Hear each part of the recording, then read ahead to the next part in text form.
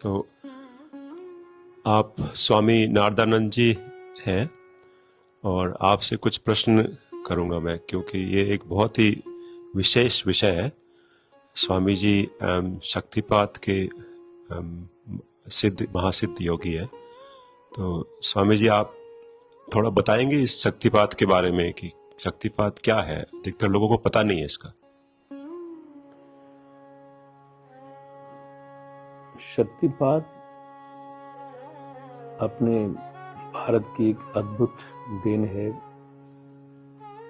वैसे तो भारत के अंदर बहुत बड़े बड़े महापुरुष हुए हैं जिन्होंने उस सत्य को समझने के लिए अपना जीवन खपा दिया है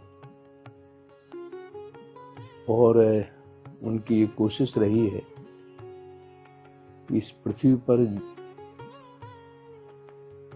सभी लोगों को शांति मिले, सब लोग सुखपूर्वक रह सकें और जो भी सत्य है, परमात्मा है, उसका आत्मसात कैसे हो, उसको कैसे समझें। हम लोग सुनते हैं कि ये बहुत बड़ा संसार है, पृथ्वी है, पृथ्वी नहीं सारा ब्रह्मांड है। तो सबके मन में ये प्रश्न रहता है कि आखिर ये सब है क्या, इसके पीछे कौन है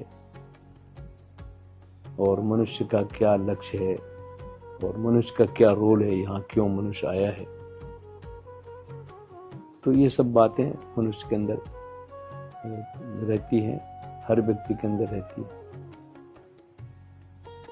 तो मनुष्य का इतना ही रोल है क्योंकि मनुष्य जो है शांति चाहता है और जो भी सत्य है उसको जानना चाहता है। यदि कोई परमात्मा या जो भी हो, कोई ना कोई सत्य तो होगा, कोई ना कोई इस संसार के पीछे निर्माता तो होगा ही। तो उसकी जो जिज्ञासाएं हैं उनको वो जानना चाहता है, समझना चाहता है। तो ये जो शक्तिपात जिसकी मैं बात कर रहा हूँ,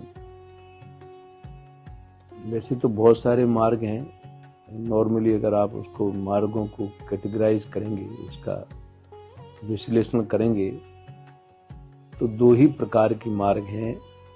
एक तो एफर्ट बेस्ड अवलंबित मार्ग जिसको कहते हैं, और एक होता है एफर्टलेस जिसको कहते हैं निरालंब, जिसका कोई अवलंबन नहीं। तो दुनिया में जितने भी जो है मार्ग हैं वो सब अवलंबित मार्ग हैं, एफर्ट बेस्ड है।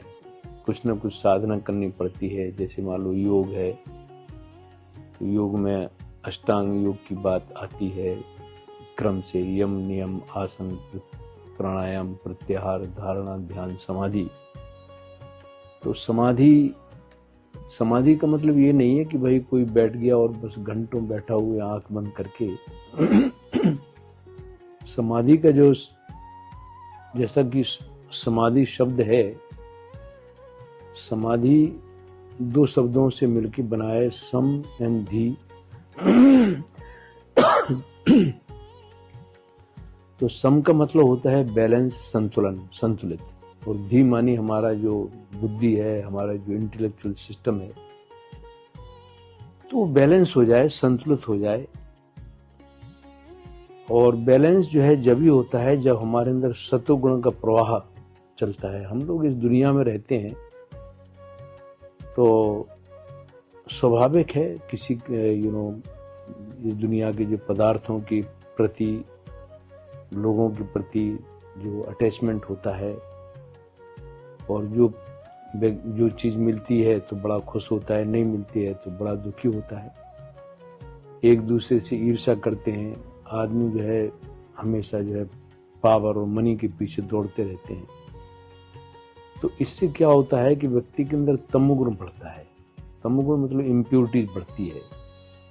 और जितना ज़्यादा दुनिया के पदार्थों के प्रति किसी व्यक्ति का लगाव हो जाता है, जो काम क्रोध लोभ मोह भय ईर्ष्या द्वेष, तो उतना ज़्यादा जो है तमोगुण बढ़ता चला जाता है।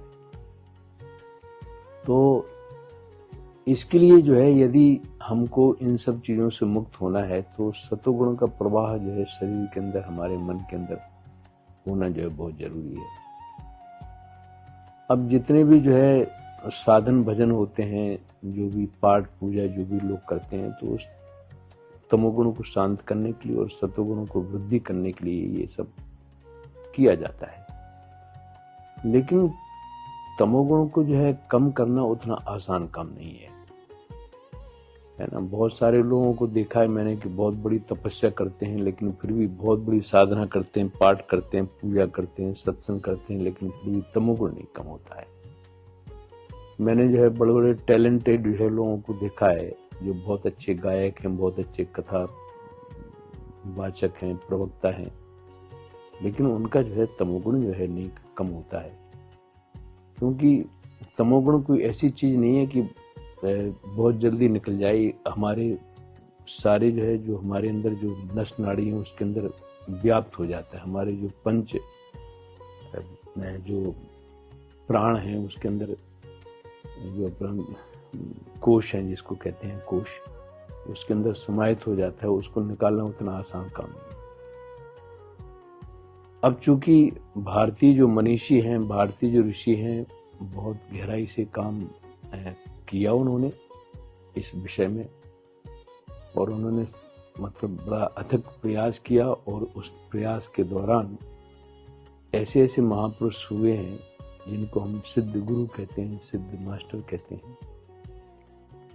उन्होंने अपने प्रयास से इतना ज़्यादा जो है प्रेम भाव प्रकट कर लिया है, और इतना ज़्यादा संकल्प के अंदर ताकत पैदा कर ली है कि वो अपने संकल्प से व्यक्ति के अंदर जो आत्म शक्ति है या देवात्म शक्ति है, जिसके माध्यम से परिवर्तन हो सकता है या ट्रांसफॉर्मेशन हो सकता है, उसको ही वो जगा देते हैं।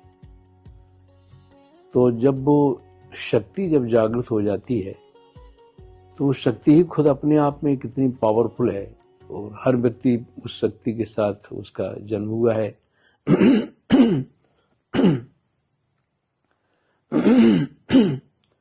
तो अगर उस शक्ति को ही जो है जगा दिया जाए, तो धीरे धीरे करके वो हमारे तमोगुण को क्षीण करती है।